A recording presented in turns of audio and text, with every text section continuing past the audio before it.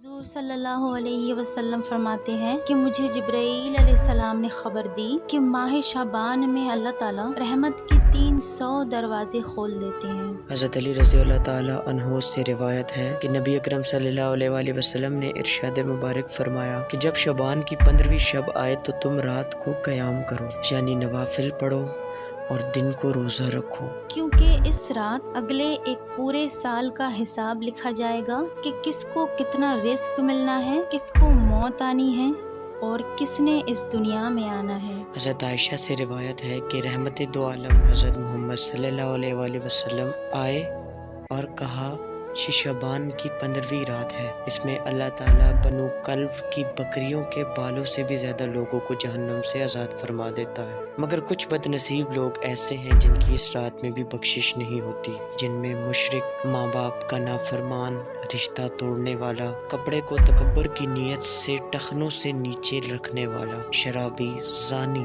जादूगर और तस्वीर बनाने वाला, ये वो लोग हैं जिनको इस रात भी अल्लाह की बख्शिश नसीब नहीं होगी। शब बारात को शब तौबा भी कहा जाता है, क्योंकि जो शख्स इस रात को तौबा करेगा उसकी रोज़ी में बरकत होगी, रंजो गम से निजाहत, गुनाहों की बख्शिश और मग़फ़िरत होगी। दुआएं कबूल होगी, सवाबे अजीम होगा, जो भी दुआ मांगेगा कबूल होगी, गुनाहों से ऐसे पाक हो जाएगा जैसे अभी अभी माँ के पेट से पैदा हुआ हो। और इस रात के कुछ नवाफिल ऐसे हैं जिनमें खातूने जन्नत हज़रत फातिमा ज़हरा रज़ी अल्लाह ताला अन्हा फरमाती हैं कि मैं नमाज पढ़ने वाले की शफाअत किए बिना जन्नत में कदम न रखूंगी। रसूल सल्लम फरमाते हैं कि जिसने शबान में एक दिन रोज़ा रखा उसको मेरी शफाअत हलाल हो गई। एक और हदीस शरीफ है कि हज़रत मोहम्मद सल्लल्लाहु अलैहि वसल्लम फरमाते हैं कि जो शख्स शबान की 15 तारीख को रोज़ा रखेगा उसे जहन्नम की आग ना छुएगी। अल्लाह ताला से दुआ है कि इस आने वाले शब बारात में हम सब के गुनाहों को माफ़ फरमा दें। आमीन। और अगर आपको ये वीडियो पसंद आई है तो लाइक, शेयर, सब्सक्राइब करें और फॉलो करें हमें यूट्यूब, इंस्टाग्राम और फेसबुक।